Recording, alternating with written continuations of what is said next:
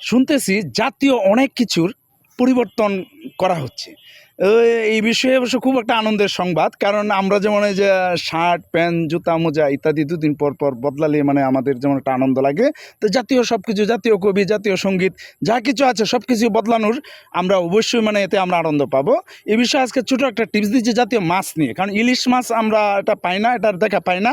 আমরা ইলিশ মাছকে আর জাতীয় মাছ রাখবো না, এক্ষেত্রে আমরা রাখবো মাছ যে এটাকে আমরা জাতীয় মাছ হিসাবে রাখতে চাই। এবং এটা দেশের আনাচে কানাচে যে বন জঙ্গলে যে ছোটো ছোটো গর্ত পাগার এগুলোতে রাগো মাছ পাওয়া যায়, খুব সহজে ধরতেও সহজ। ওই যে বড়শির মাঝে একটা কেঁচু অথবা একটা ব্যাঙের ছানা যদি দিয়ে বড়শি দিলে টুপ করে ধরে ফেলবে। এছাড়া যদি আপনি ওই যে বাড়ির আশেপাশে একটা বেট্টর মাঝে, ওই যে মাটির বেট্টর মধ্যে একটু পানি রাখেন, ওখানেও রাগো মাছ দেখবেন মাটি দিয়ে লাফিয়ে চলে আসছে এবং ওখানে এসে সে বংশ বিস্তার করবে। হ্যাঁ, সুতরাং এটা অ্যাভেলেবেল পাওয়া যায়। আমরা আগামী দিন জাতীয় মাছ হিসেবে দেখতে চাই আমাদের বইয়ের মাঝে রাগো মাছ।